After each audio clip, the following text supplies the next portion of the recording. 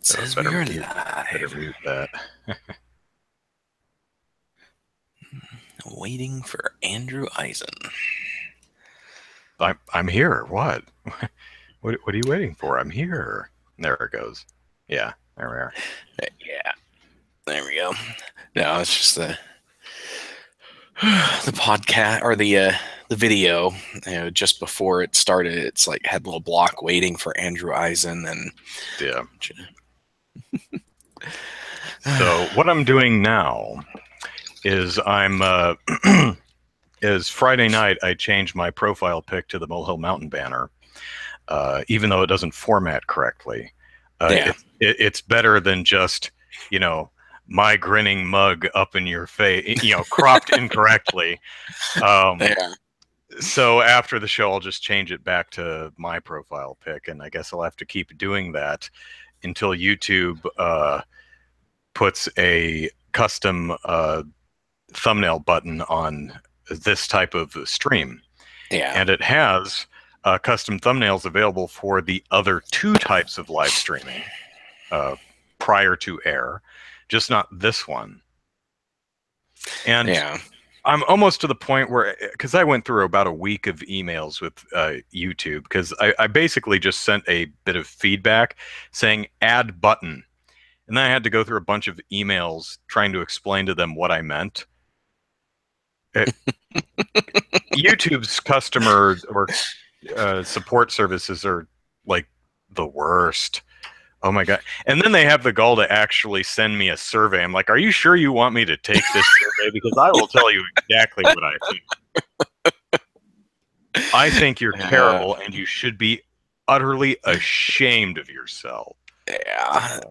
Google does not have a good customer service track record. It feels like they just hire random people.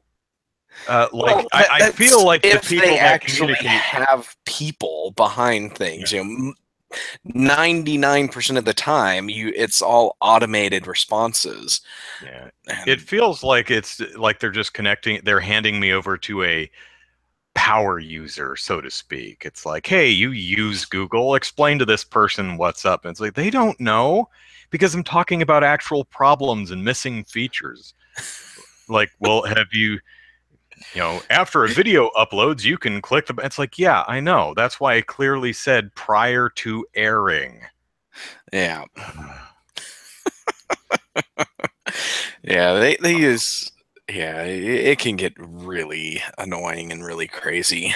But a collector with games, will you pay Yeah, more 13U Cube's asking, would you consider yourself a game collector? Would you pay more for complete in-box used, or does it not matter? I will not buy it unless it comes in the box and has the instruction manual. Yeah, for me, I wouldn't consider myself a game collector though, but I don't just buy the disc or the cart. I insist it comes with the original packaging and the instruction booklet. See, for me, I somewhat consider myself a collector, but mostly I'm not. But for me, if I'm buying for myself, if it is a disc-based game, so I'm talking Sega Saturn, PS1, Dreamcast, PlayStation 2 on, I want the original case, cover art, and manual if it has one, because if it doesn't have the original case, I'm not buying it. Like a disc only stuff, I do not buy those because who knows what kind of crap that disc went through. Cartridge based games, I'm not that picky. I would prefer having the manual if a manual is available, but I'll just buy the cart and look up the manual online if I can't get it. But yeah, the cart only is fine for me because the carts tend to be a little more sturdy than a disc, a CD or a DVD. Yeah. So. These days, I mean, I guess in 10 years, it's not going to matter. I have a couple games just happen to be sitting here. So here's Bayonetta 2. Here's what's inside. Just this thing. It's not even an instruction booklet. It's the thing that says the Wii U could electrocute you if you stick a fork in it. Let's see what's in the Yakuza 0 box. Oh, nothing. Yeah. There's no instructions, period. What else do I have? I have the... Let's see. I have a Hello Kitty Party for the DS close by, and this is all it came with. I picked it up at a yard sale, I think. Yeah. Like, here's the Shadow of the Colossus and Ico. Does anyone know? Is it? Have they ever said officially what that's supposed to be? I think it's really Ico. Oh, yeah. Nothing. There's nothing in here either. I didn't set this up. These are just the games that happen to be sitting over here. Yeah. So. Oh, and here's my other thing. I've got a bunch of PS1 classics loaded up on my PSP, and every one of them comes with a digital manual, which is nice. And I actually use the digital manuals for most of the games that I've played, so it comes in handy. Which was one of the problems. Most of the time, they have a digital manual, which is nice. But, which was something that Square Enix they forgot to include when they did their secret or their Mana series bundle or a digital bundle. Oh, Densetsu something collection. Yeah, where it has a Final Fantasy Adventure for the Game Boy, and then Secret of Mana, and then the sequel. But yeah, they when they first released it, they didn't have digital manuals there, and then they were like, "Oh, people want that." Because the third game apparently is completely unplayable if you don't have the manual. So yeah, but then they're like, oh, so they finally patched it with a digital manual, and everybody was happy. That's right, Jordan. Zachary and I are one-upping each other with our collections because you see all that crap. That crap behind me is that's who I am. I personally identify with all this crap behind me. Yeah, I think Andrew has me beat when it comes to collections. Maybe.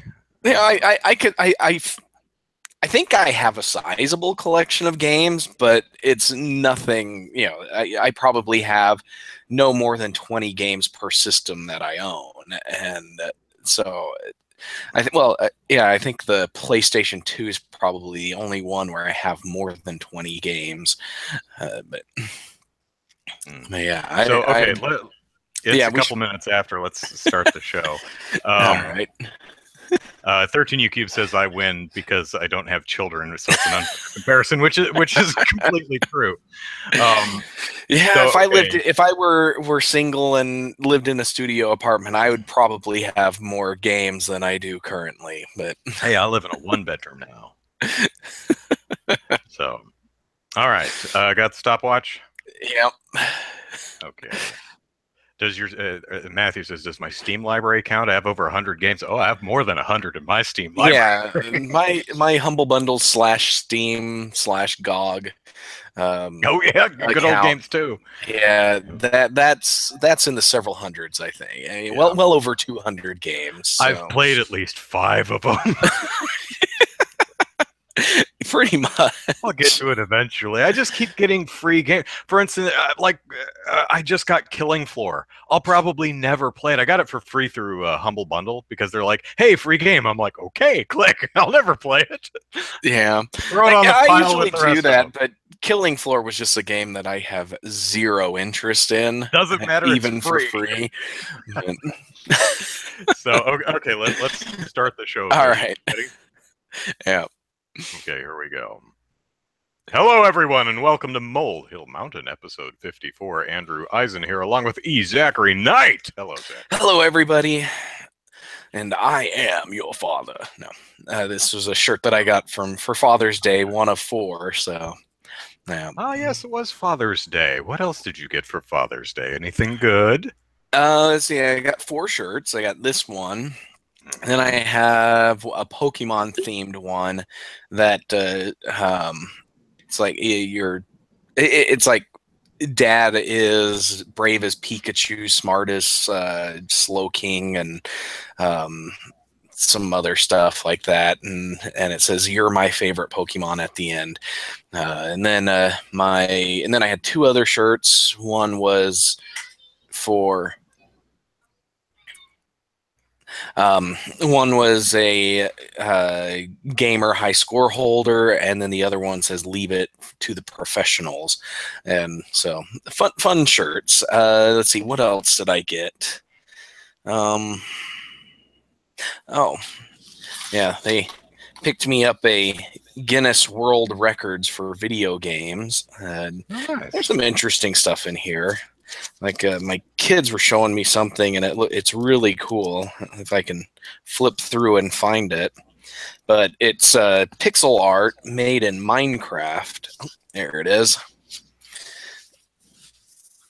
You guys can see this.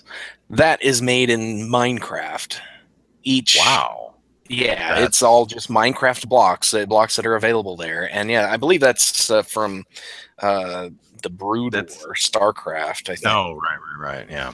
But, I was gonna say the System Shock, but yeah, I think that's. Oh, it might be. I don't know. Let's see. Yeah, it's StarCraft. Yeah. Yeah, StarCraft. But yeah, it was just something really cool. And then, I can't recall if I got anything else. I got a phone charger to take to work with me, and then a BB-8 shaped pinata, one of the ones that have the ribbons that you just pull, so so you don't have crazy kids with sticks flying about. But your wife was actually hitting me up on Facebook saying, "What can I get Zachary for Father's Day?" And I said, "I don't know anything affordable. I mean, he needs a Wii U." And a PS4 and I just know expensive stuff. So a card maybe. Yeah. So I was no help there. Had mentioned that she had reached out to you just to find out that if there was anything that you could think of, but. So if you got a Wii U for Father's Day, I was going to totally take credit for that one. Okay, yeah, I didn't get a Wii U. I don't know if anybody out there knows, but I had been unemployed since February, and I just recently started a new job. So I got my first paycheck like the weekend before Father's Day, so last Friday. And so, yeah, we don't have Wii U money yet.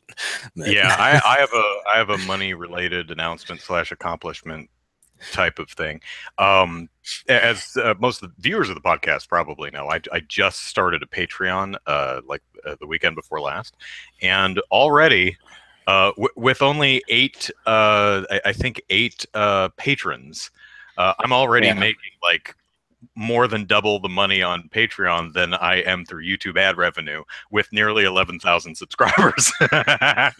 Nice. So I think I'm at like $24 a month on Patreon at present, and I typically make $8 to $12 a month in ad revenue on YouTube. So, yeah, nice. So that's pretty cool. So I'm a quarter of the way to the first goal, which is business as usual. Just allows me to keep making as many YouTube videos as I currently do. And a 12th of the way to doing a new weekly series in addition to all my other content, which I'm actually working this weekend to do a pilot episode for. So I'm thinking of if I can get that done. I have the script almost done. Hopefully I can get that done. I'd put the pilot episode as a Patreon exclusive for a week, and then put it publicly on my YouTube channel, which is something I'm doing for instance, like the second part of my debut review finale. That will be published wide on Monday, but my patrons, all 8 of them, have been able to watch it for the past week. So that's cool. It's just something I can do to reward patrons, because the one thing I really don't want to do is like gate any of my content behind the Patreon. Like you don't get to see my videos unless you're a patron. No. The whole point of doing the thing is to entertain people with my dumb videos. The only exceptions I make is there's a specific thank you video that I did that's specific to patrons. A couple things are just like little behind the scenes things. Like I did a quick video on how I did an audio trick in one of my videos. And the extended version of the 10,000 subscriber video.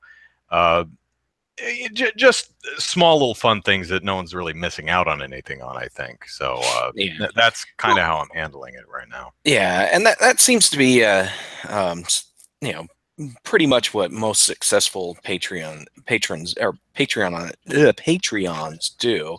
Some of the Mhm. ones that I follow, they will if they have regular contact or uh, I can't talk today. Regular content that they publish, they'll publish it for patrons a couple of days before it goes public for everybody, and then occasionally, and then they'll do like some of the comic artists that I follow. They'll do weekly or bi-weekly private streams where the Mhm.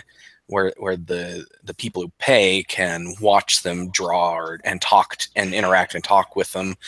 Yeah, Some, yeah. That's an interesting thing. I've seen a few people do watch me create stuff streams. yeah. I'm not an artist. I don't draw things, and I'm not like composing music. I saw someone who did Shantae Way Forward. I saw the artist, the musician, do a live stream of him live composing the theme to Shantae, and I found that absolutely fascinating. I love that. Unfortunately, that was only something they did as a Kickstarter fun thing during the Kickstarter campaign. I'm like, Yeah. man, if you do that all the time, I'd be wasting so much time watching that because I'm a musician myself, so I Yeah. love that crap. Um, Matthew says that YouTube is kind of crap. 10,000 views is $100 roughly, and that really Or a depends hundred on thousand views. Yeah. 100,000 views is $100 roughly, and that really depends on what kind of video it is. Because the videos I have that are over 1 million views, the masturbating to kittens videos, those aren't making any ad money. I Yeah. think Yeah. I think I've earned about $22 on both of them combined, and that's like 2.2 million views between them. Yeah. Yeah. So it really It depends on the video. greatly depends on the video because there's a lot of content that advertisers just don't want to touch, and so they won't display ads on those Yeah, videos. yeah. And so stuff like like those videos of yours, advertisers don't want to be associated with Well, that. seriously, what advertisement would you put on that video? Kitten chow, Yeah. kitty litter, or something like that. But Vaseline, I had a personal lube or something. I'm not sure what it would do. But actually, I wanted to run something by you, Zachary, and you all audience, because it's an idea I had for a fun Patreon thing, but it's something that's like, I don't know, it might be kind of ethically questionable. So the idea that I had was to donate 1 month of my Patreon and YouTube earnings to the Extra Life charity event thing that I do every year. Um, which sounds like it's like, oh, that's cool. So we'll be supporting Andrew, but his earnings for 1 month will go to the Rady Children's Hospital. That's neat. On the other hand, I'm really concerned that that sounds like like holding a charity hostage in order to enrich myself kind of thing, you know? Yeah. So I haven't done anything like, I mean, if I do that, that's just something I'll quietly do behind the scenes and not announce, because while it seems like a decent idea, like it's like, oh, okay, in addition to what I usually donate to Rady Children's, I'll add a month of Patreon and YouTube monies. Right? That Yeah. sounds like a neat idea. But again, there's that whole that's gross, Andrew. You're holding those poor sick children to hostage for your own Patreon Yeah. monies. It's so. I think What do you think? I think on the surface the idea is good.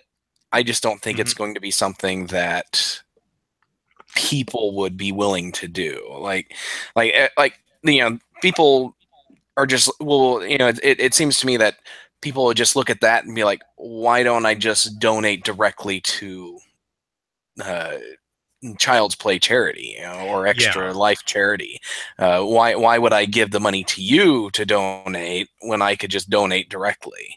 And then, if I donate directly, then there's no chance that Andrew's going to actually keep the money and not donate it. Right, right, Uh, right. and so Normally when people do something like that, it's I will match your contributions up to X amount of money. And unfortunately, I don't personally have a ton of money to do. It's like, Yeah, I will match your contributions up to $40. So, it was just something I was spitballing, and I've talked to. I know it's one of those things where the intention is pure, but it could be seen as kind of a ethically murky kind of thing. So yeah, I think it's different.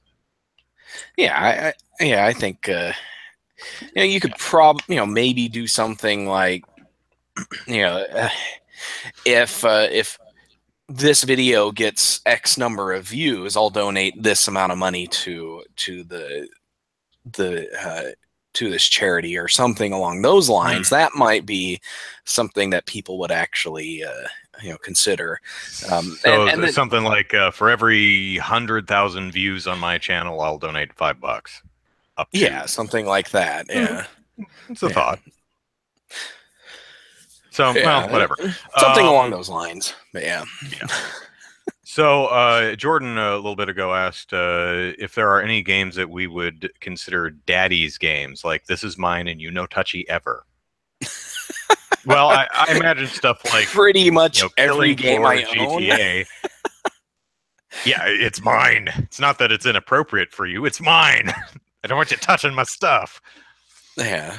Well, no, it's just, my kids, they've got sticky fingers. It's like everything they touch leaves this greasy film and on it. It's like I let my kids play with my phone for like 5 minutes, and it comes Why back. Is it all there's sticky? there's like this inch thick film on the screen. I'm like, what in the world did you guys do to this?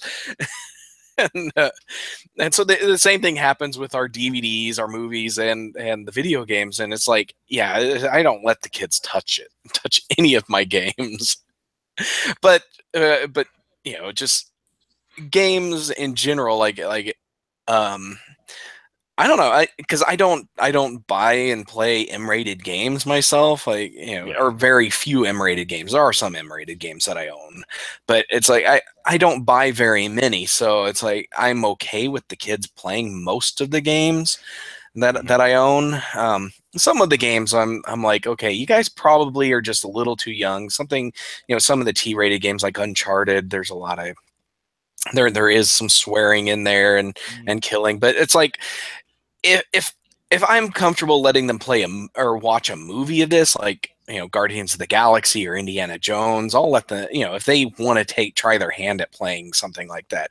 So like my 13-year-old, my 11-year-old, if they really want to play Uncharted, I would probably let them try it out. But I don't have any specific games that's just like, no, you're not allowed to touch that game ever.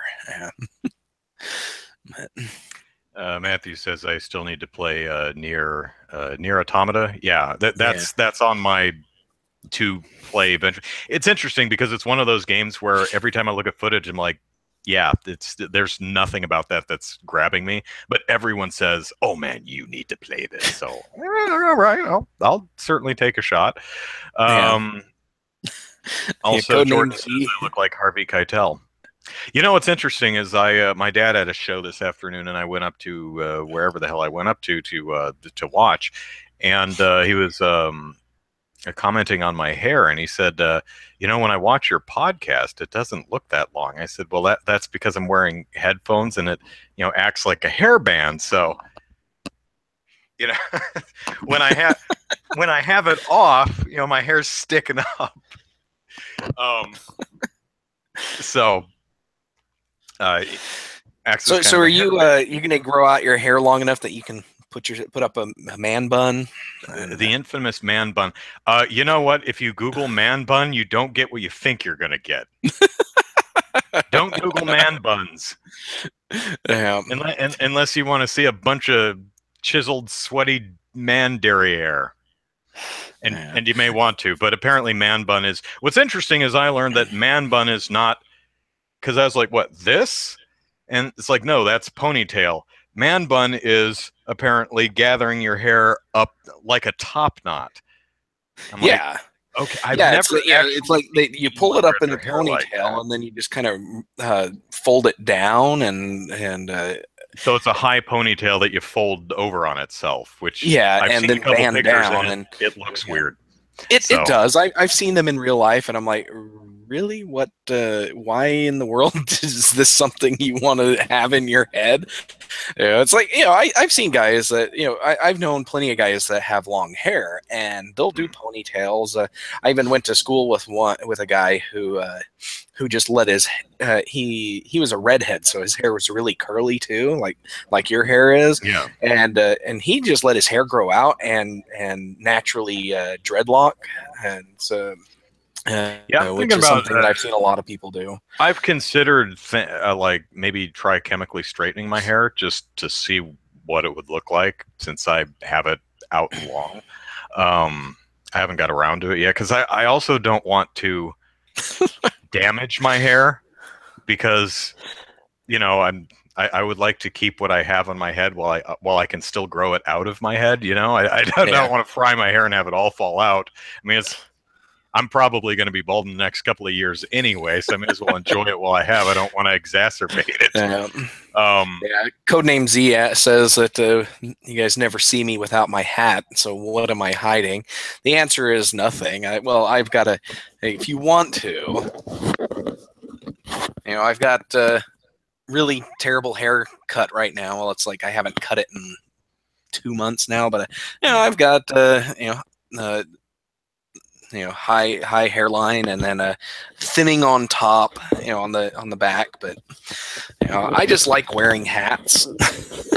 Yeah, that's where I'm thinning too. Is pretty much just the crown of the head and up to the front. Of course, my hair it's helped that my hair is long and also fairly thick and curly, so it's certainly not as noticeable. But you can tell I'm starting to thin in here. Yeah. So I'm Yeah, not sure. yeah. I'm not sure what I'm going to do eventually. Like if my hair gets too thick, which is honestly why I'm growing it out. It's like because this is my last chance in my life to grow my hair out. Yeah. But if my hair gets too thin, I'm not sure what I'll do. Will I just wear hats or a bandana or a toupee, Yeah. or will I just shave myself bald? I probably have a weird misshapen head. I would probably look terrible bald. So I really just don't know what the hell I'm going to do. Yeah. Well, um,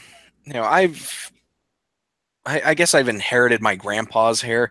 Like Mhm. my family, they don't go bald. Like they don't go full bald or the bald cap area, where it's Mhm. just bald everywhere except around the sides. We don't go that. It's just we get really really high hairlines and a bald patch on And the back of our crown. heads, and so it's like we've got this mat of hair on top and then everything around the sides, and so it's like that's probably what I'm going to look like in 20 years. Yeah, so or probably 10 years. Yeah. But I don't have it as bad as some of my cousins. I've got a cousin who really advanced quickly with his baldness, and so he's got that patch and everything, but it's like he advanced a lot faster than I'm doing right now. But Yeah. uh, Balding is dumb. yeah, I don't Intelligent care so design much. my ass. Yeah, So but the more hair I lose on top, the more I get on my ears, apparently. And yeah, it's like, oh, well, you gotta energy matter can neither be created nor destroyed. So in order to yeah, grow more hair out of your nose and your ears, we need to take some from your head. You see, that's how it works. Some intelligent design right there. It's like, no. yeah, Of course, we humans are the dingbats that came up with the mores that balding is shameful or anything like that. yeah, So, I mean, yeah, that's a and social construct. I've never seen. On the other hand, my mom shaved one of her cat, or well, she didn't shave the cat herself, but Zane, one of her cats, is a really long-haired cat. So he went mhm. in for his yearly. He got shorn, and so he's not completely bald, but he's very thin. And he looks like that. I mean, he's like, "Don't look at me, I'm hideous." He's got that look on his face, like he's embarrassed. Like it's like, "You took away my manhood."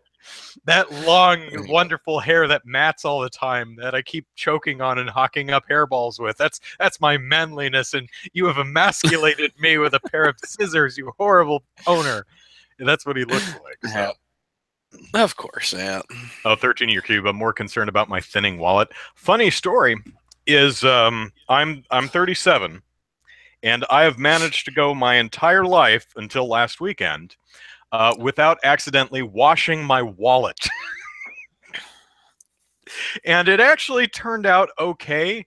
I mean, you can tell that it's kind of warped and falling apart in some places. And it doesn't actually close correctly anymore. I actually had to lay this out and then force it to fold right and put a dictionary on it to try and force it back into position. But yeah, I'm gonna have to buy a new trifold. You carry a trifold, man. Yeah, that's the only way to do it. Oh, you have the I do bifolds.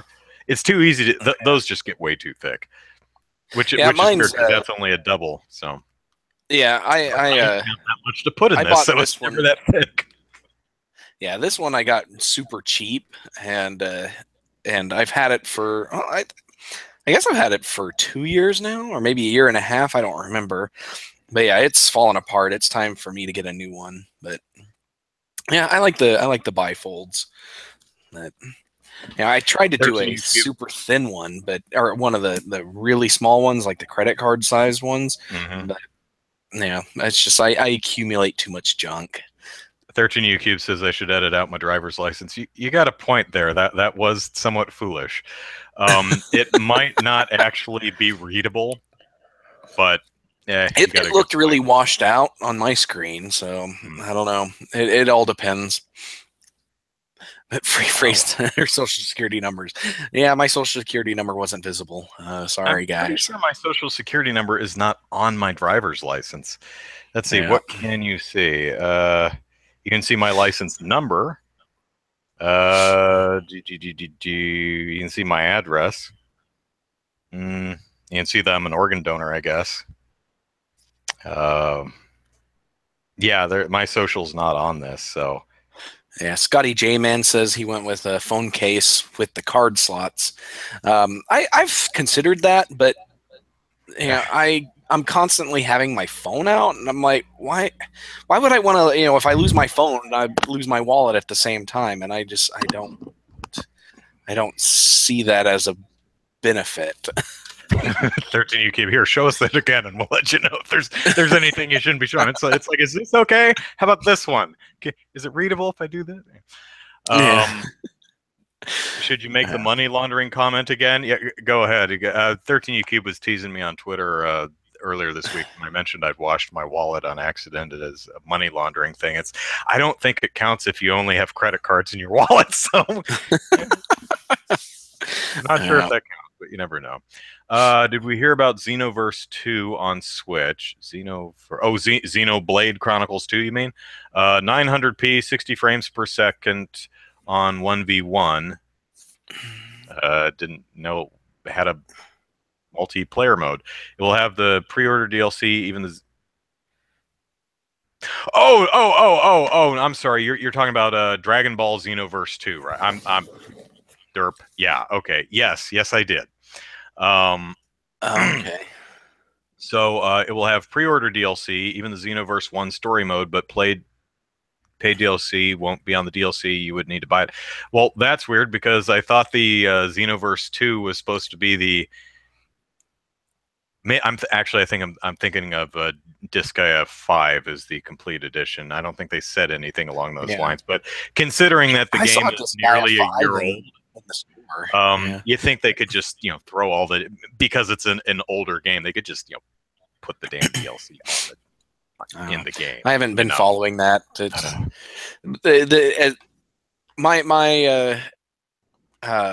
The extent of my following Switch releases is walking by the game aisle at Walmart and seeing what games are actually on the shelf, and I was actually very surprised to see Disgaea 5 there, and I'm like, really? Man, they put a Disgaea game on here? That's pretty cool.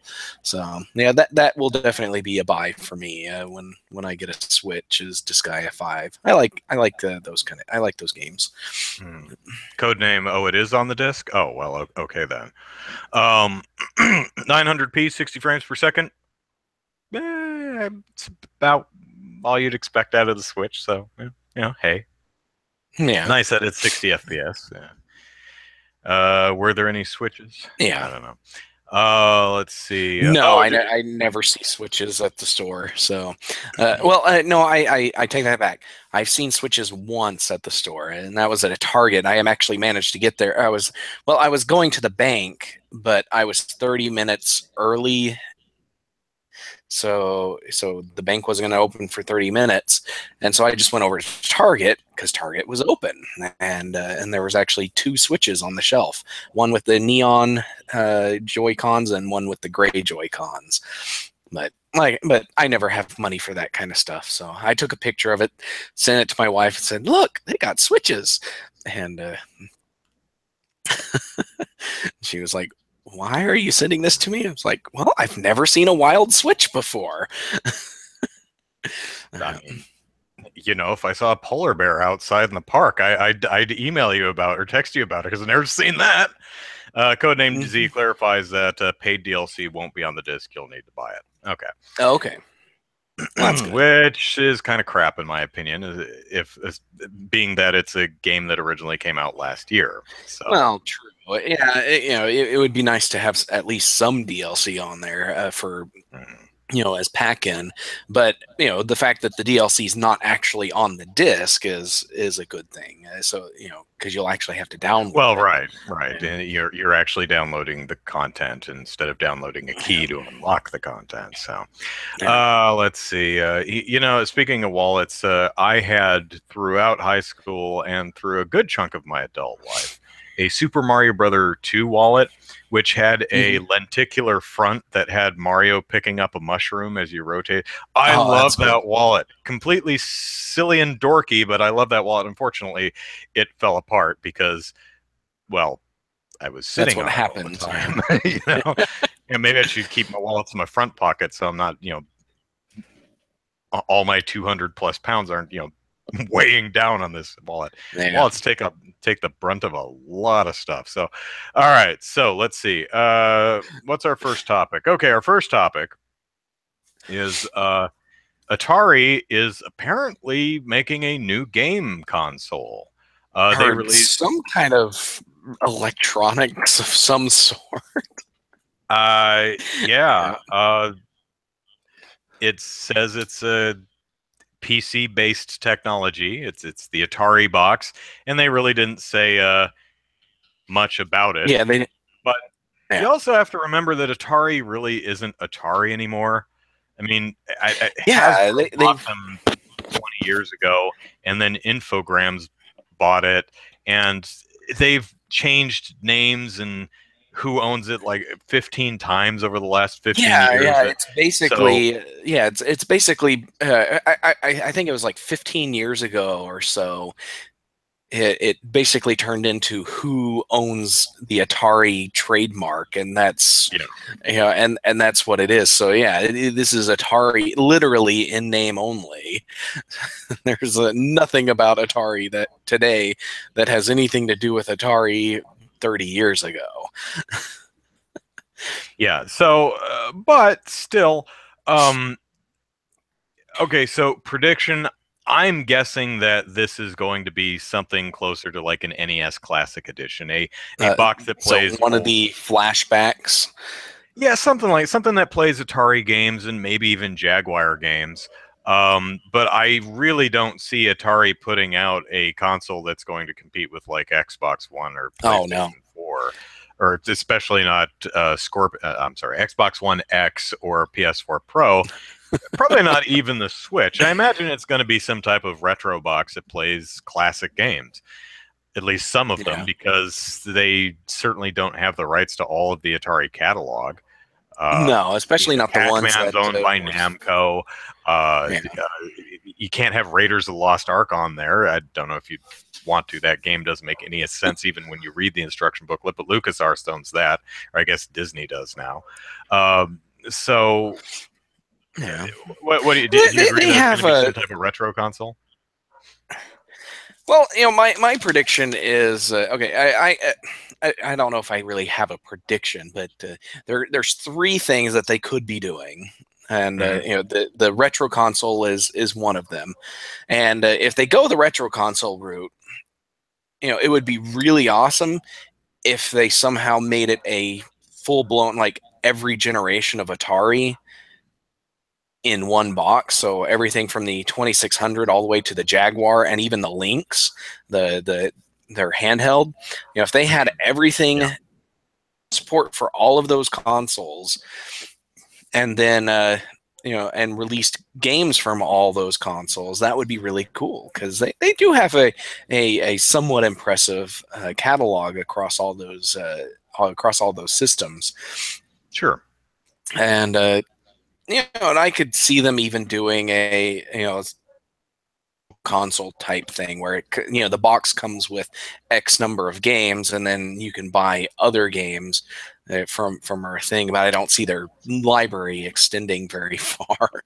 But yeah, but that's because while there's undoubtedly a lot of classic great things on the various Atari consoles, Atari doesn't own a lot of them. They're owned by Nintendo and Namco and a bunch of other companies. So I mean that might be like you look at the 2600, because I was looking at their library the other day, seeing what games came out on each system, and looking at the 2600, the 5200, and the 7800. Each of them had games, but all the really good games, the ones you associate with these Atari consoles, were third-party developed games. A lot of them were Activision's games. So they would have to work out some deals with these other companies to get things on there. So things like something like Mario Brothers, if they wanted to get the original Mario Brothers on there, River Raid. I know Activision has a lot more out there that I'm Pitfall, yeah. All these games, you're going to have to contract them out and get them on there. But they've done it before. Like they've released Atari Classic compilation discs for various modern consoles. I actually own one for the PS1, and it has a lot of those same games on there. So it has both River Raids on there, has Pitfall. It doesn't have Pitfall 2 though, but it has a lot of those games, and so they've worked out the licensing deals in the past. So it's not impossible, but a concern. But yeah, so there's that, and that's a possibility, but I don't know how likely it is, because they've already done flashback consoles, which they've licensed out to, I forget the name of the company that makes them, but they've had these flashback consoles in the past, and they've done several generations of them. But so my second option, like what they could be doing, is making just a gamer PC, something that a PC that's designed specifically for playing video games, something along the lines of Steam box. Like a Steam box, or just something like Asus's Republic of Gamers, or Alienware from Dell, something along those lines. Maybe that's something that they would be considering doing, and I that's something I could see them do, but I don't think they would be successful, because they don't really have a track record with consumers when it comes to hardware. And modern gamers they're going to see Atari. What's Atari? I don't, why would I buy Atari when I could buy an Ace? Makes me sad. Yeah, kids going, "What's Atari?" Oh, I feel old now. Yeah, and then us older gamers, it's like, why you guys haven't made any hardware in 2.5 decades? Why would I buy something now. When I the got Jaguar was early 90s, wasn't it? yeah, it came out like 93 to 96, I think. Yeah, so Something like that. right around there, right around the Super Nintendo era. But yeah, so I just don't see them being very successful with a PC release. But maybe they're willing to try it. I don't know. And then my last the last thing I think they could be doing is just making a new console, trying to get back into the console market and or the competition there. And and again, it's the same problem as making a PC. It's like nobody trusts you with making a new console. You haven't made one since the Jaguar. Why would anybody buy the Atari console today? Why would anybody make a console today? Yeah, Scotty J Man says at Games makes the flashback in the Sega classic Sega box thing, whatever it's called. Yeah. Well, there's a fourth option. It could possibly be a console dedicated to demakes, which is kind of a popular thing in the indie community, where they'll take a modern game like Call of Duty or even Super Mario Odyssey or the big major games, and they'll demake it into an NES style game or a Game Boy style game or even an old Atari style game. So maybe it'll be a box specifically for demakes. All the great modern games in 2600 style. Yeah, maybe they'll try something like well, I guess since they're going PC architecture, I guess they're not going to go mobile route. Because I was thinking something along the lines of the Shield or Shield handheld, whatever that was called, and or something along those lines. But yeah, they're not making a handheld or a mobile device if they're going with PC architecture. Who actually owns Atari? I have no clue. Infogrames. Is it Infogrames right now? Unless something's changed. Well, I think they I'm pretty sure it's still Infogrames. I don't recall anyone else buying them. So Atari actually is its own parent brand organization underneath Infogrames. Yeah, it's Infogrames. Yeah, is the current. But yeah, do they even make games these days? I don't. Atari? I think it's just a brand name. I don't know that they actually do anything. I think it's just owned. Yeah, I'm not sure if they've actually done anything. Roller Coaster Tycoon. Okay, so I'm looking at Atari.com, and they've got Roller Coaster Tycoon, Haunted House, Pong World. What? Oh, that's right. They made Circus Atari, Centipede Origins, Breakout Boost, Centipede Origins. Yeah, Atari Outlaw, Asteroid Gunner. So it seems like a lot of games based on their classic properties. Yeah, well, I think that's what Hasbro and then eventually Infogrames did in the first place, is they were buying the name.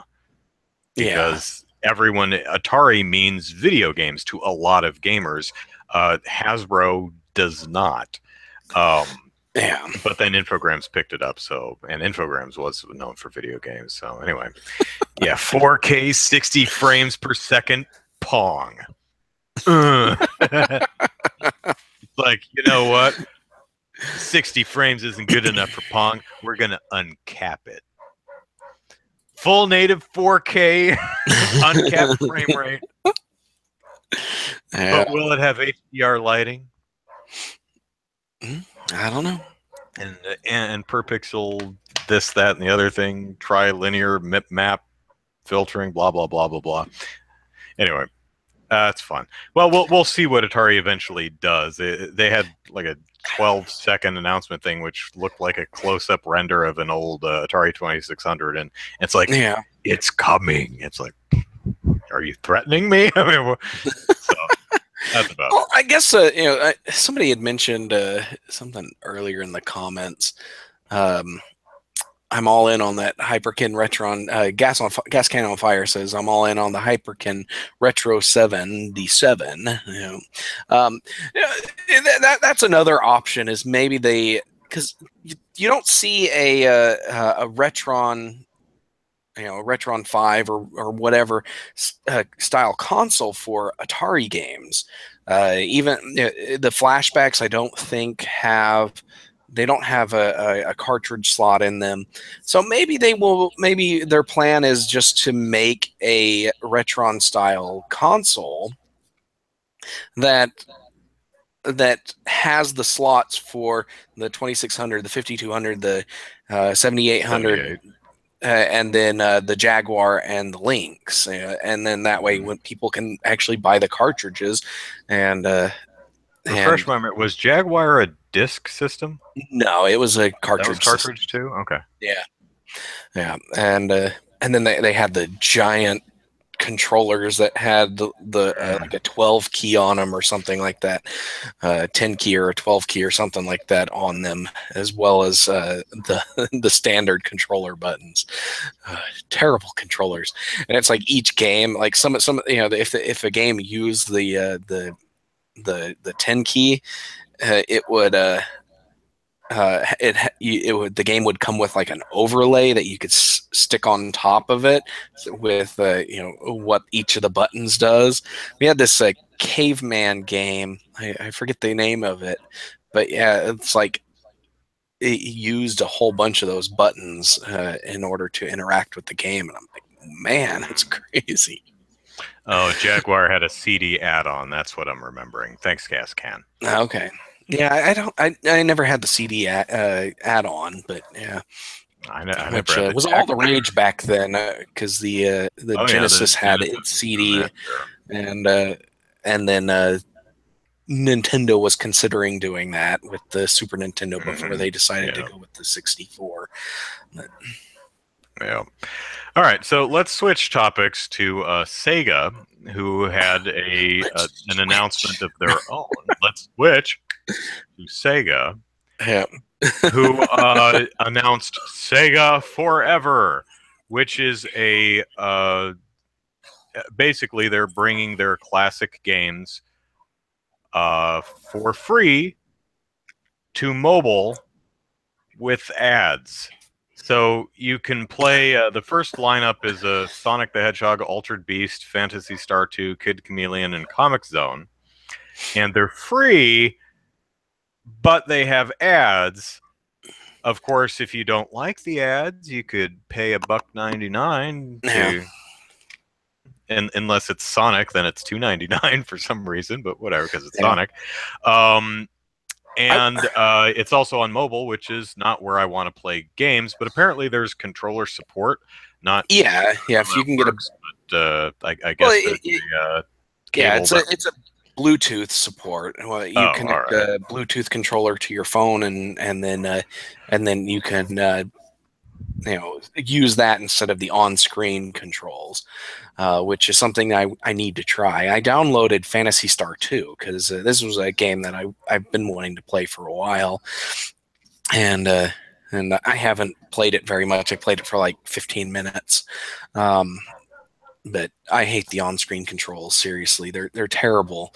And it's not. I'm not the controls themselves aren't bad. They're not poorly designed or anything. It's just using them is frustrating because there's no tactile feedback, and it's like I don't know when my finger slips off the virtual analog stick, and and I have to actually look at the buttons on the overlay so that I can actually press the A, B, and C buttons, because there's no tactile. I can't feel and keep my thumb on the buttons.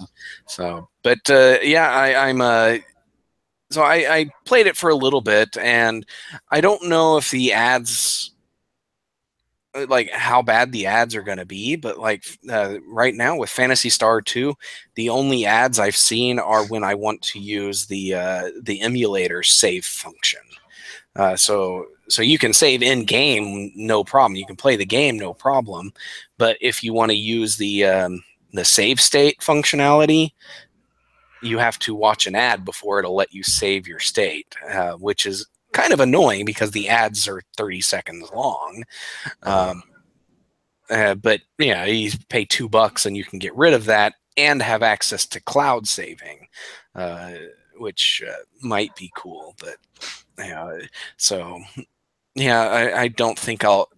I think I will try to beat Fantasy Star on my phone if I can, but I don't think I'm going to be using the save states because, yeah, the ad thing is just super, is really inconvenient when trying to use a save state. But, Yeah. Codename says the emulator that Phantasy Star 2 is using is dropping frames. Did you notice any drop frames? like I said, I only played it for like 15 minutes, so I don't have I can't say if it drops frames, and Fantasy Star 2, it's an RPG, so it's not frame rate drops aren't going to be that big of a deal if they happen. But if I were playing something like Sonic or Altered Beast, then dropped frame rates would be really frustrating. Especially if it results in you dying. Hmm. 13U Cube also points out that the PS3 is all the Sega games I need in one $20 disc, ad free, and a larger Yeah, than 7-inch screen. And yeah, I agree with that. You can get a pretty great Sega games collection and play it on your television. See, it's a fine yeah, service, and I like the idea that they're apparently going to have everything from old Genesis games to Dreamcast games, and that's neat to see. But yeah, and this is just a me personally thing, but I don't want to play them on my phone or yeah. a tablet. I want to play them on my TV. Yeah, Mobile is just not where I want to play games. So yeah, and it's a I fine completely idea. understand that. Yeah, it's mobile gaming isn't a thing for everybody, and honestly, my experience playing emulated games on my on my phone is just it's not the right format unless I could probably deal with it if I used a controller, but I'm not going to lug a controller around with me so I can play a game on my phone while I'm with a controller while I'm sitting at the doctor's office in the waiting room or something. I'm not going to do that. I'm going to play a game that's actually designed for mobile that has just touch controls or whatever. But Digital Foundry says that the mobile emulation is awful. Possibly, I'm sure. It's not. It's something that it's going to have to be tackled and taken care of. But I think if a company that's actually invested in making sure their own games are running well, I think the emulation will probably be better quality than say a third party emulator that you can download online to play ROMs on your phone. But well, what's interesting is the reporting I read said that the games in the Sega Forever collection would be a mixture of emulation and ports. So it may how well they run or how well they're presented may totally be on a game per game basis. yeah, if they're going to go with ports, then I think that might be if they're willing to invest that amount of money and time in a specific game, yeah, I could see them doing that. I think Crazy Taxi is a game franchise that they've released on mobile, and it's an actual mobile game. It's not an emulation of any of their Crazy Taxi games. So yeah. Well, that's at least one thing I think Nintendo is doing well is they're not just dumping Super Mario Brothers on the phones. They're actually making dedicated mobile games. Whatever you think of the actual games themselves, they're trying. I think they have the right approach in trying to use their IP to make a dedicated mobile game utilizing that IP rather than dumping definitely games on mobile, whether they fit or not.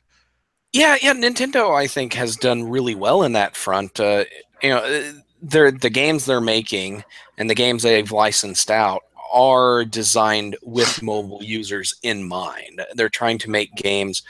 Yeah, sorry, that's my dog is barking and everybody can hear it and he won't shut up. But Nintendo, they're doing when they make a game that it's designed for what mobile gamers expect and what does well. And so, I've been playing Pokemon Go. I've been playing Magikarp Jump. If you guys haven't played that one, fun game. I love it.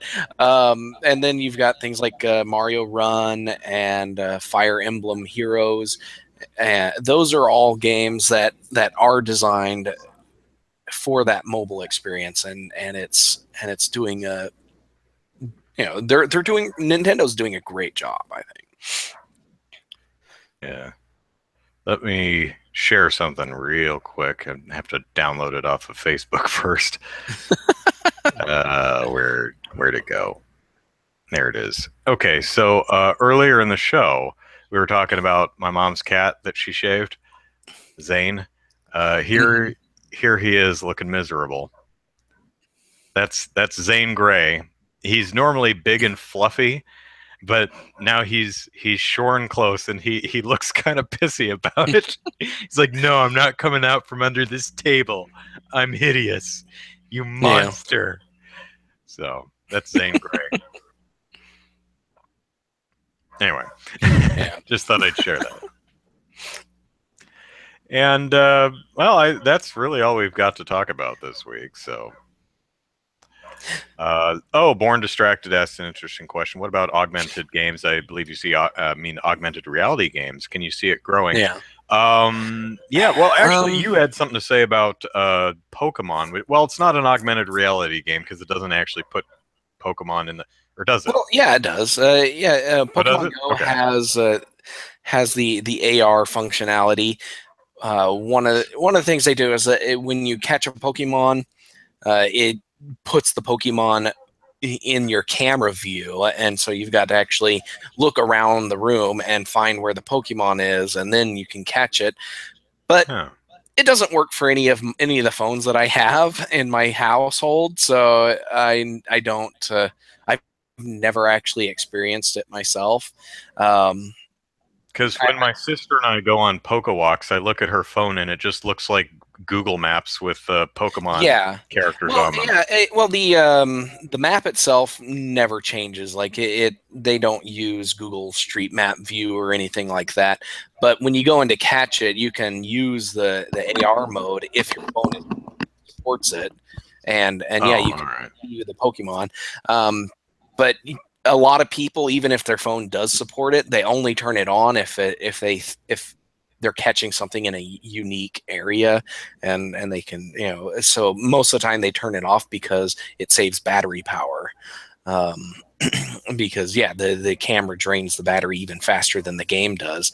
And I believe gym battles use the AR mode as well. Like if you're battling at a gym, you can turn on AR mode. But like I said, I've never experienced that myself. So, but in general, AR games, I think, I don't know, it's a tough call. I would say probably not anytime soon, because they've been trying them for, I mean, the 3DS started out trying them, and people think they're neat for a few minutes, and then just kind of ignore them. I mean, and it kind of almost culminated in the Chibi Robo game for the 3DS, which is bloody awful. That does AR stuff. Pokemon does it to an extent.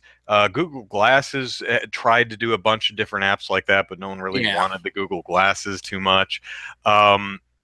So yeah, they'll probably be around, but I don't see them being really big. It's one of those things. You have to have a good game in general, something that people actually want to interact with, and two, a good IP. Not just like I couldn't just make an AR game and release it and be successful. It would be very hard for me to do that. But for a company like Pokemon and doing an AR Pokemon game, they could be successful because Pokemon is a very popular IP, and even if the game isn't that good, it's still it's still possible to do well with it because of the IP is that popular. So I don't think AR is ever going to become a major industry in and of itself, just because it's while the technology is there, it's just not that interesting of a thing to do all the time. Yeah, I think it's a pretty it's a great gimmick for a couple of minutes. It's like, oh, look at this neat thing. Oh, you can hold it. There's Pikachu in my living room. But once you get over the novelty of that, it's like, oh, okay, this is not how I want to play games. At least until I don't think it's really ever going to be that popular until we start getting into holodeck levels of augmented reality. Until you can really immerse yourself in it. I mean, because now they're neat, but they're clearly just overlays. They're just drawing stuff over what you're looking at, and that's fine, and it's cute, and it's neat for a couple of minutes, but I don't think that's how most people generally want to enjoy their games. So for the foreseeable future, I don't see it being that big, but maybe someday. 13U Cube asks, did I really break my camera? I think he's talking to me. Or did you break something? Yeah. Okay.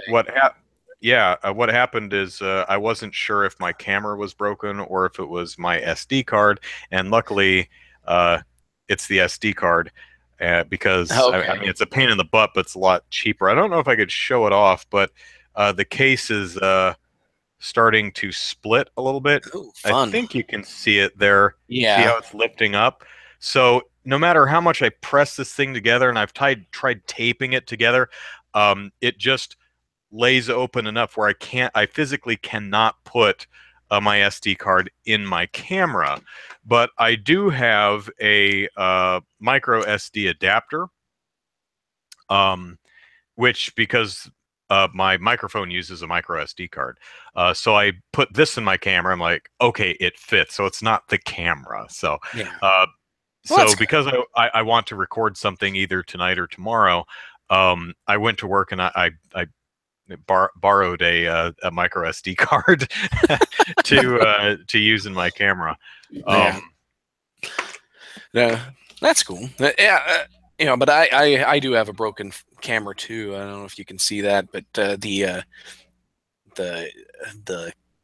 glass lens cover somehow it got smashed, and now my phone takes terrible pictures, and it makes me sad. Yeah. So DevBird says hello. Hello, DevBird. Hello. Codename Z says I ordered the cardboard VR. Did anyone try that? From what I understand, what you're talking about is that cardboard mount that you put your phone in that holds it in space. I have not tried that. Zachary, I haven't tried it either. There's a lot of non-cardboard solutions out there too.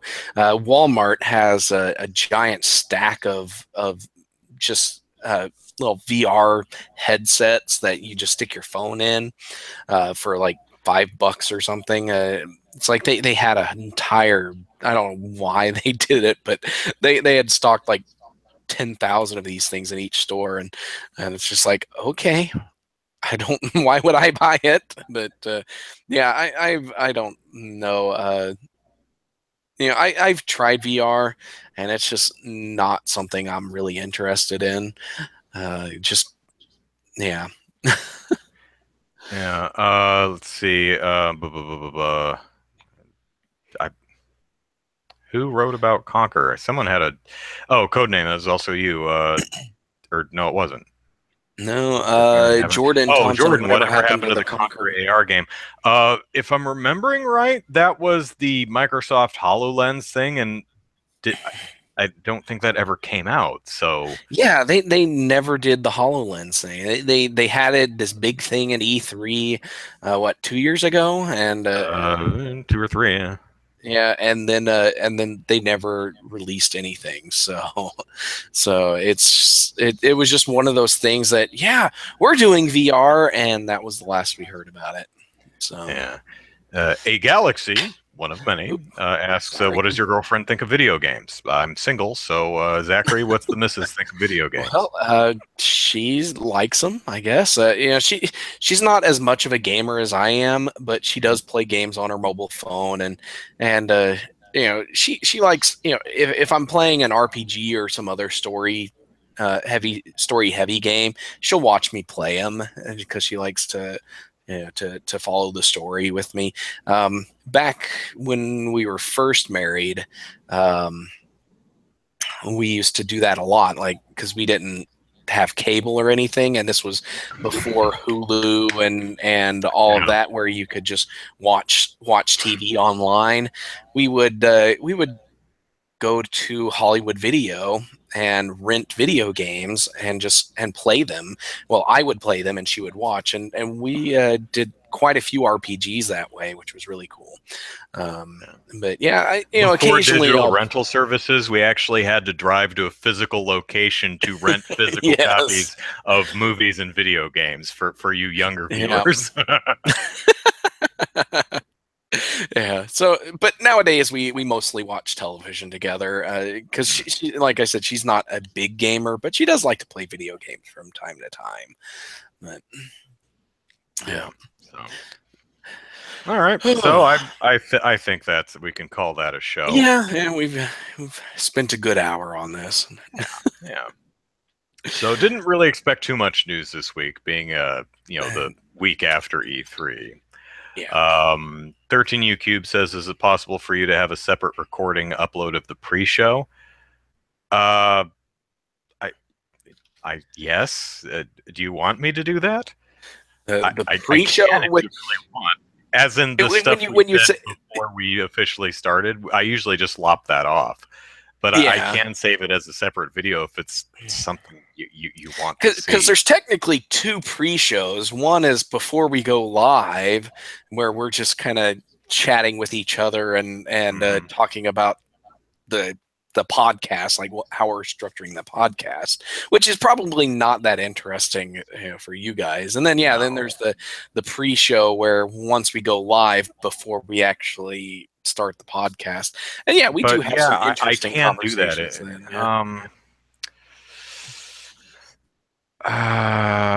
Because I'm trying to think, because if I actually because if I split it in two, I think it makes two new videos, so you lose the views and comments. So what I can do is just download once the stream is done processing, I can download the MP4, edit it to lop off the first bit, and then I'll just I'll just render out the pre-show and upload that if you guys I mean, if you want to see it, yeah, sure, I can do that. That's not a problem. Just a quick interesting thing before we officially close out on the subject of renting. Codename Z says he's 25 years old, and as a kid they did rent movies on VHS. But speaking of VHS rentals, I come from a family of pirates. We did not, growing up, we did not respect intellectual property law. Did you use two VCRs to clone VHS tapes? Yes, my parents owned a VCR, and then they would rent a VCR with the videos that they would rent, and then they would copy the videos that they or the movies they watched. And then when my mom bought her first computer, it was an Apple IIe. She paid like $50 and got like 1,000 games or 100 games or something, something crazy. But yeah, she just paid like $50 and got a ton of pirated games and other software programs for the Apple IIe. And I think she did this a similar thing with the Mac we had, but she also got tons of demo discs from software magazines back then too. So yeah, we were a family of pirates. Once things went to DVD, we stopped doing that. But yeah, they copied a lot of movies when I was a kid.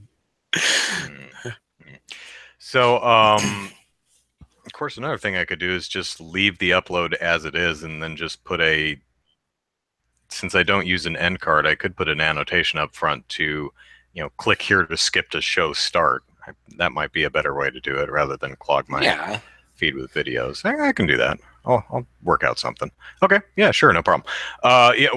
Just on that topic before we close, one of the things that I always thought was funny is you'd see the "Please Be Kind" rewind stickers on VHS tapes, to remind people to please rewind the damn thing before you return it.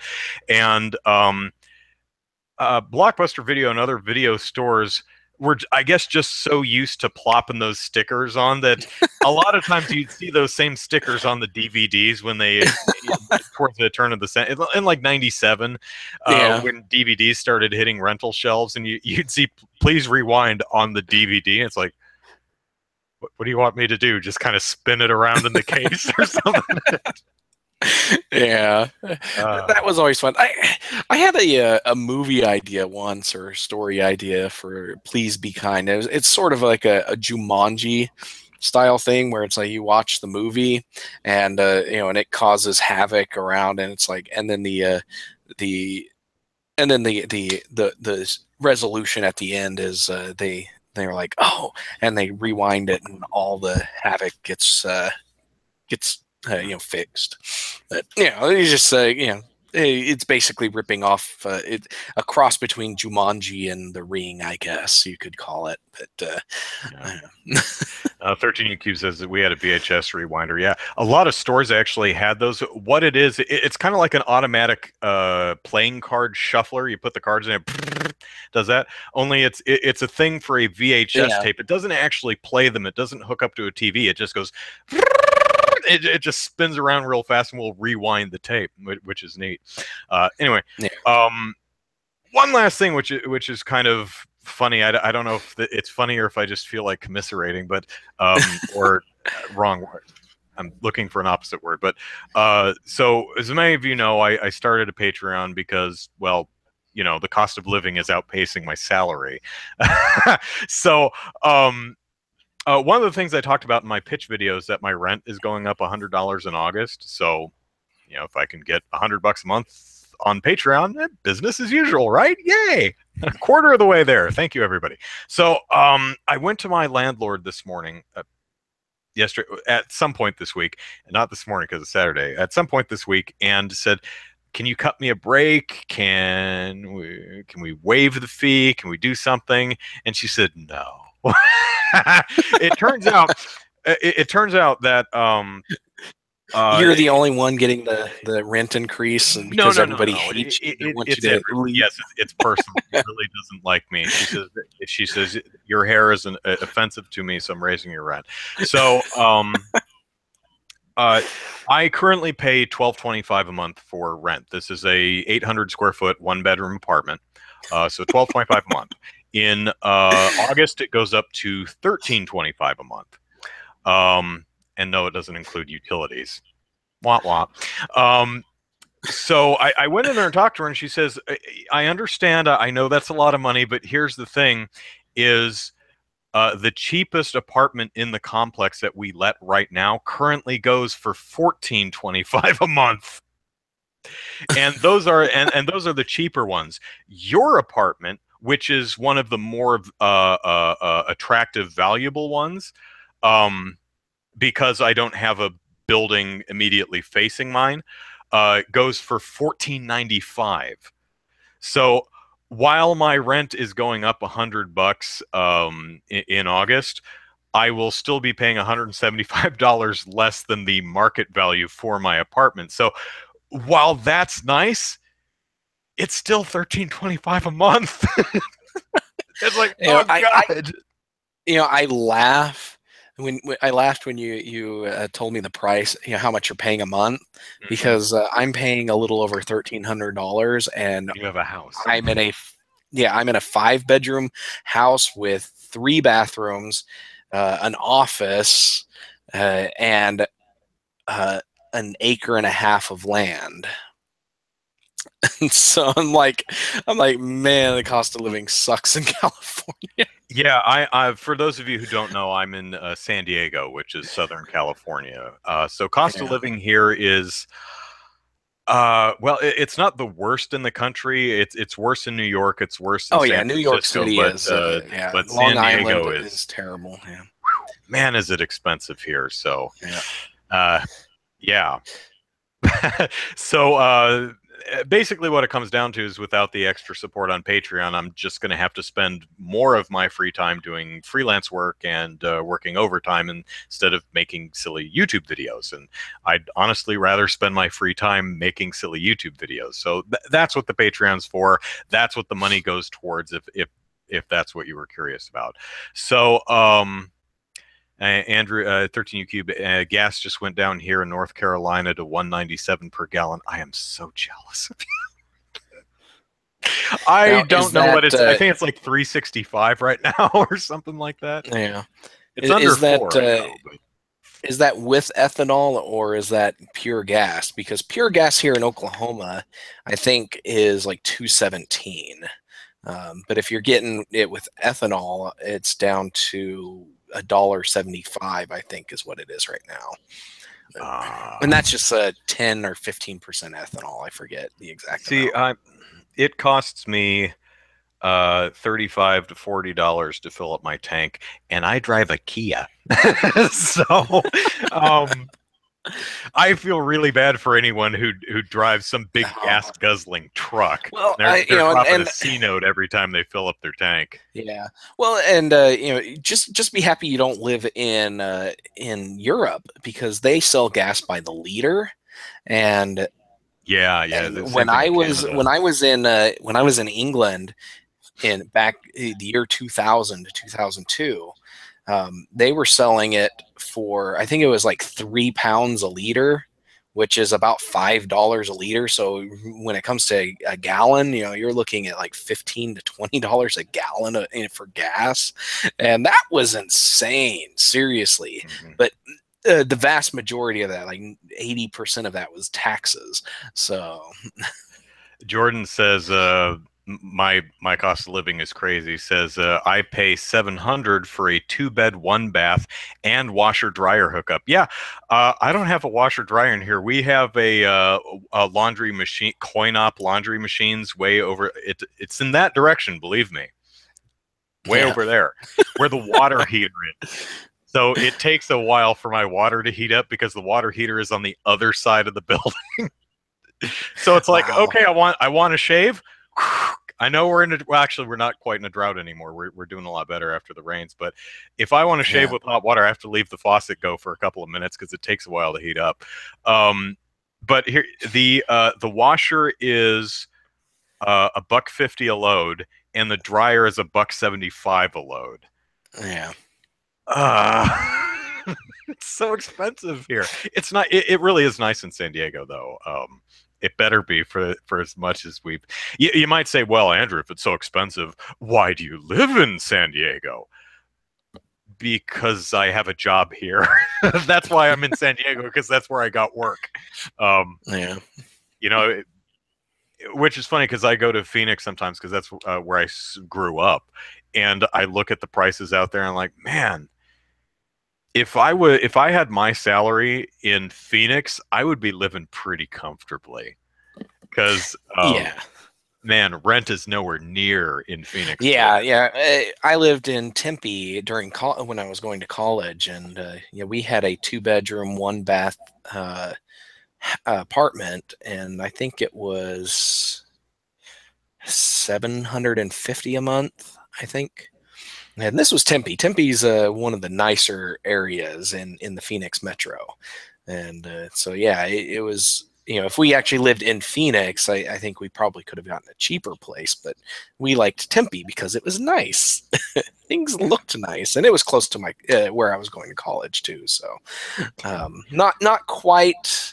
It was just outside of the radius where Arizona State University affected things, like a mile or 2 miles north of where our apartment complex was that's prices skyrocketed because it was in that area of effect of the university, but we were just outside of that, so that was nice.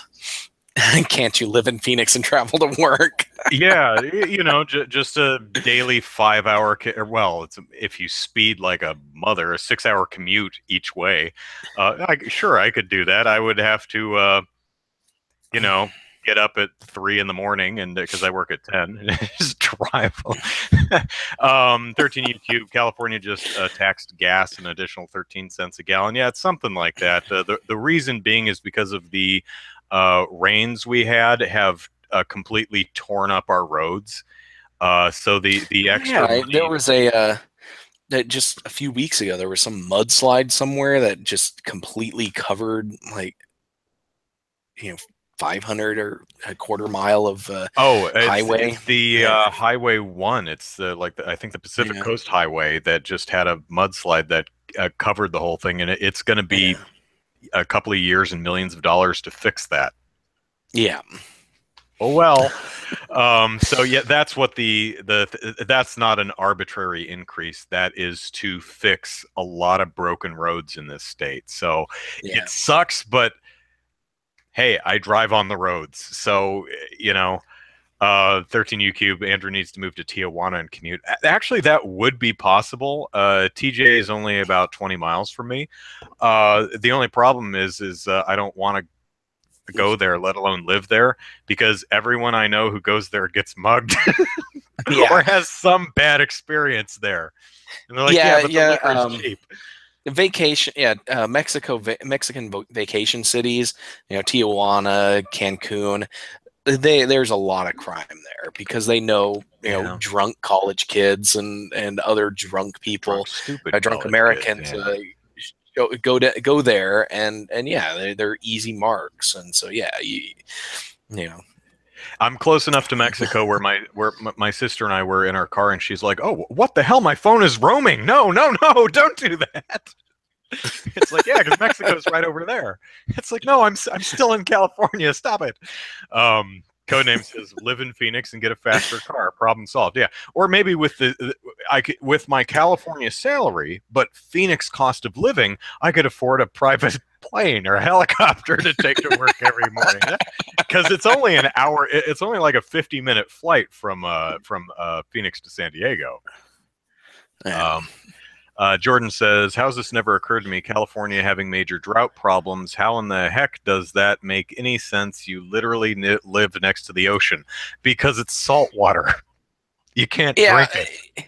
Yeah, the problem is that droughts are has absolutely nothing to do with the body of water next to you. It's all rainfall, snowfall, and runoff from the mountains. So but it does make you wonder why sushi and fish is so damn expensive here. It's like, you don't have to ship it. Go over there and get some. It's right there. Why is crab so expensive? Well, produce was one of the things I really miss about living in Arizona. Produce was dirt cheap there. I would buy peaches, by the pound, because it's like 75 cents for a pound of peaches. That's like 6 peaches, and for my snack, like I'm at work, I'm driving around, I'm like, okay, time for a snack. I would pull into the grocery store and go in and buy a pound of peaches or some other fruit, and that would be my snack because it was dirt cheap. And here in Oklahoma, if I want peaches, I'm paying like $2-3 a pound, and it's like, I'm not buying peaches anymore. Yeah. So, Jordan, yes, you can desalinate water, but on the from what I understand, from the scale that you would need to do that in order to service a state of California, which is a really good chunk of the U.S. population, would be prohibitively expensive and difficult to do. It's not that it's impossible; it's just not exactly. Say you're paying right now you're paying $100 a month for water use. If they went desalinization route, you're probably looking at $500 at least a month for the same water use, because it's just that expensive to desalinate. And and that's why that is you can do that. Yeah. But on the scale to service the population of California, it's not exactly practical. 13E Cube, am I 79 or 80? 80, February 1st, 1980. So I missed the 70s by that much.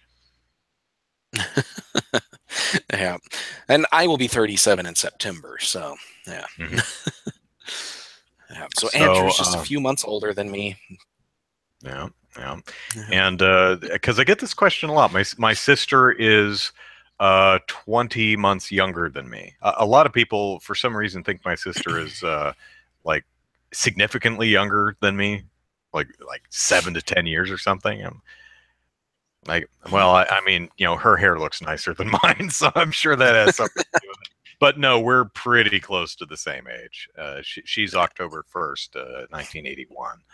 So, um, okay, I guess we're done here now that I've spent the last 20 minutes bemoaning the cost of living in California, or at least Southern California. I mean, Bakersfield is probably not as bad as San Diego, but you move move 100 miles from the coast, and yeah, your cost of living's not that bad, but makes me wonder what the because they used to live in Pacific Beach 2 years ago, and they upped my rent $150 because I was paying I think $11.95 or something like that, and they were going to raise it $150.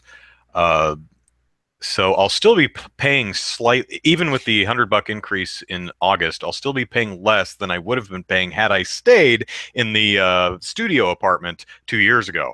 I imagine that thing's got to be at least $1,800 a month right now. Yeah, that's crazy. I can't imagine paying for that much because, even Oklahoma City, it's the most expensive area to live in. They have all kinds of apartments and condos and stuff, and even there, a 1-bedroom apartment I think is at most like $800 living in Oklahoma City. God, that would be nice. Because honestly, I mean, I would love to spend more of my free time playing video games or making YouTube videos. That would be very lovely. But yeah, when I heard my rent was going up $100, I go into my supervisor. I'm like, so we have performance evaluations coming up. Raise. Codename you assume my sister is older because she acts like a big sister. Yeah, I would say she probably radiates a bit more maturity than I do.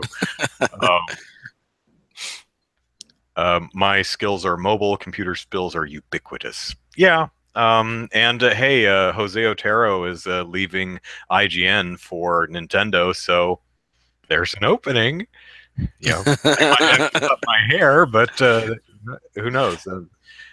I always apply at IGN and other places like that because that would be a fun job, write about video games for a living. And as you say, I make videos. I'm comfortable on camera, so I have the skill set.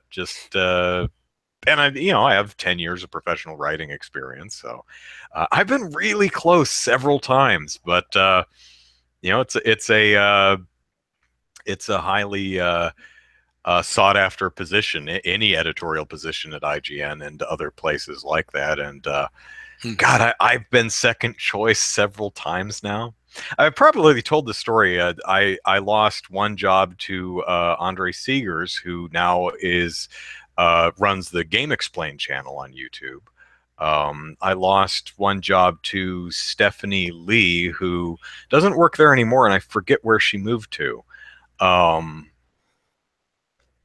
I'll probably think of it like 3 a.m. what she went on to do, but I think if you got a job at IGN, you lose. I would lose my subscriber. He's sold out. Well, yeah. I'll be honest. I will shill for money. So,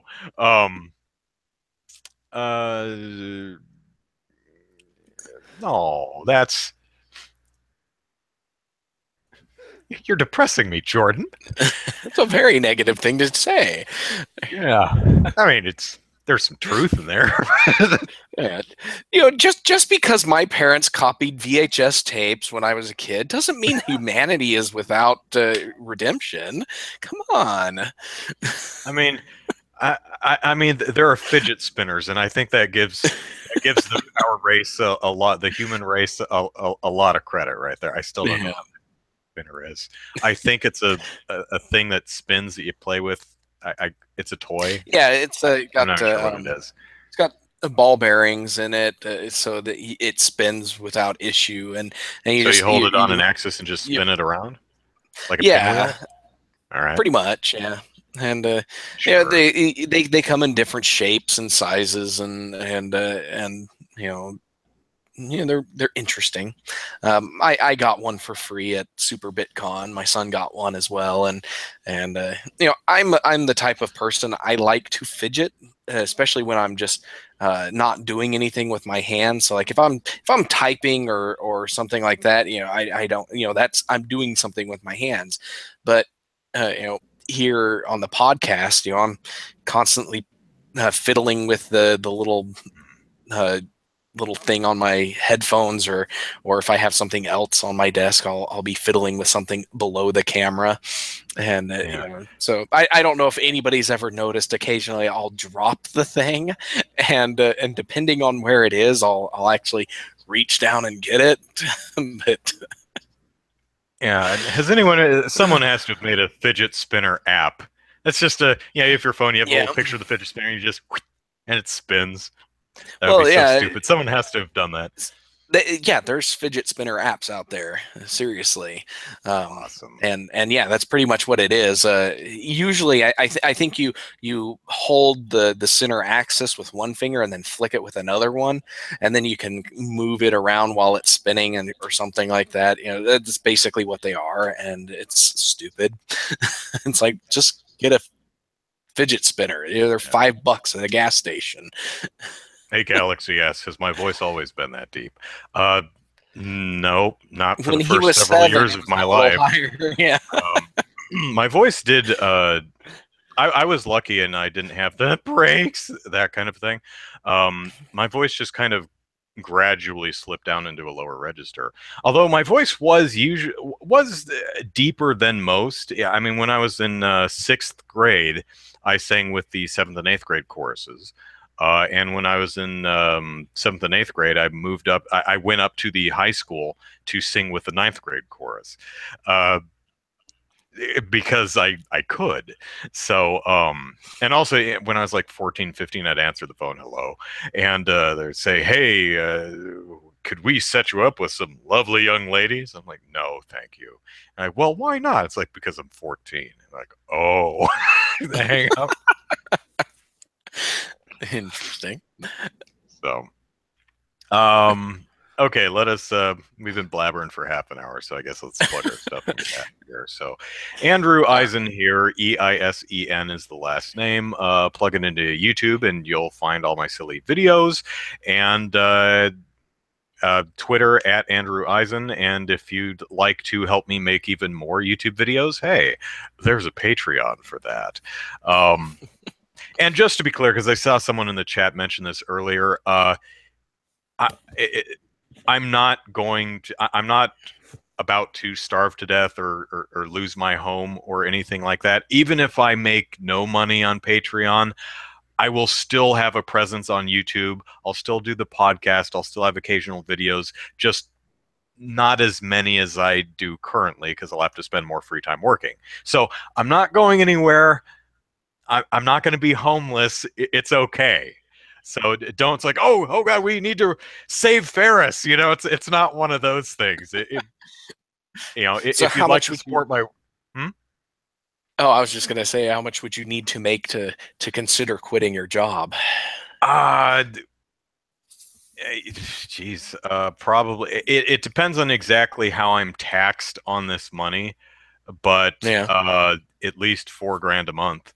Uh, so I mean it really depends on how exactly it's Yeah. taxed, um, because the government doesn't care about the amount of money I make on YouTube revenue because I make so little. They're like, you know what, keep it, we don't care.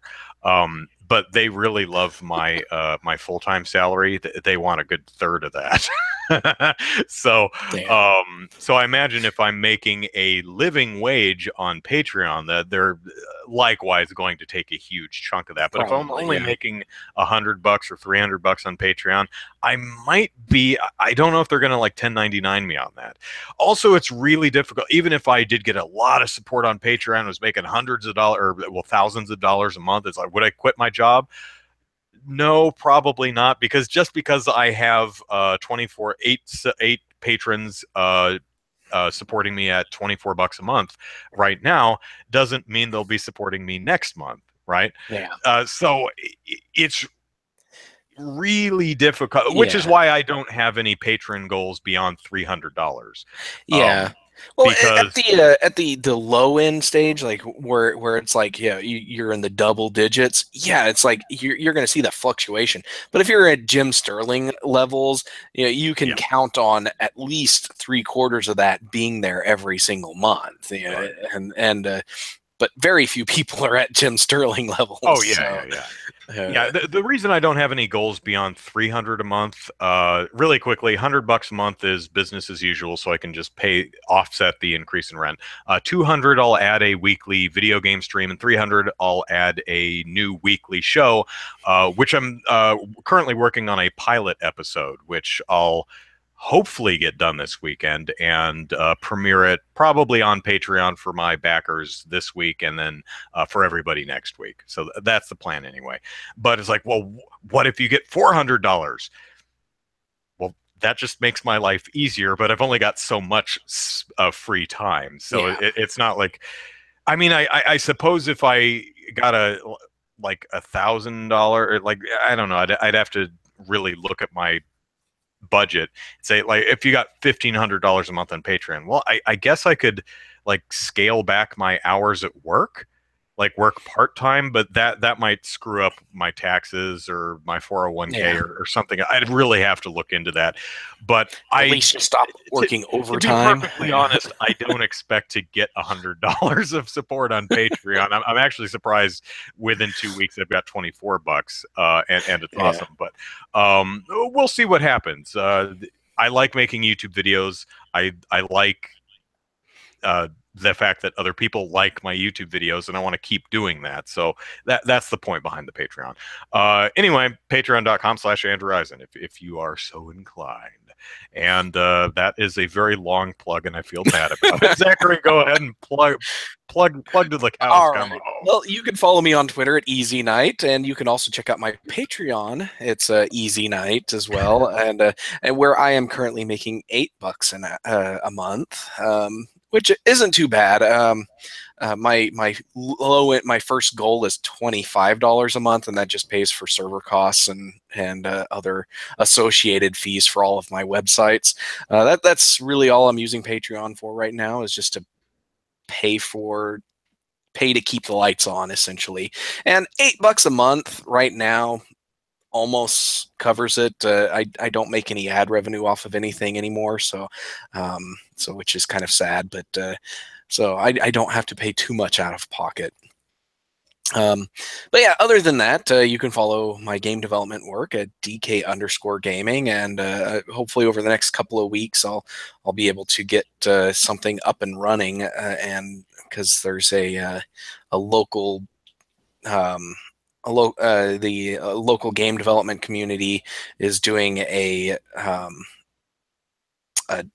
test night where people can just bring their games in and let people just play and get feedback and stuff. And so there's a game that I'm working on that I want to get there, and so that I can get it in people's hands.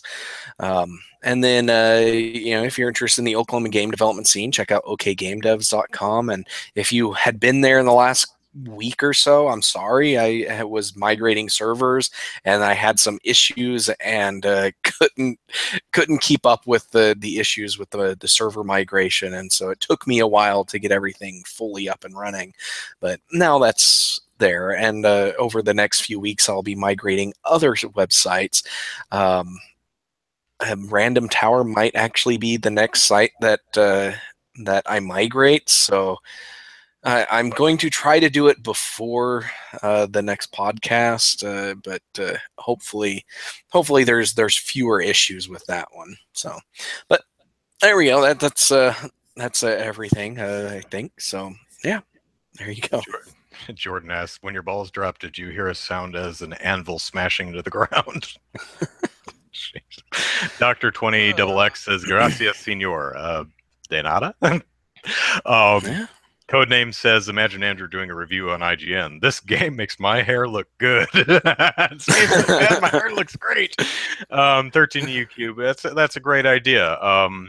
check out my video. The neighbors don't know I do this. It might be why my rent is going up.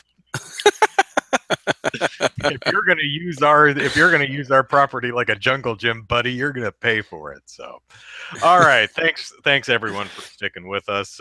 We went an hour and a half or an hour and 40 minutes, and we only had 2 topics, so Yeah. pretty good. All right, it was a fun evening. Hope we'll see Yeah. y'all next week. Take care. Bye bye. All right. Bye.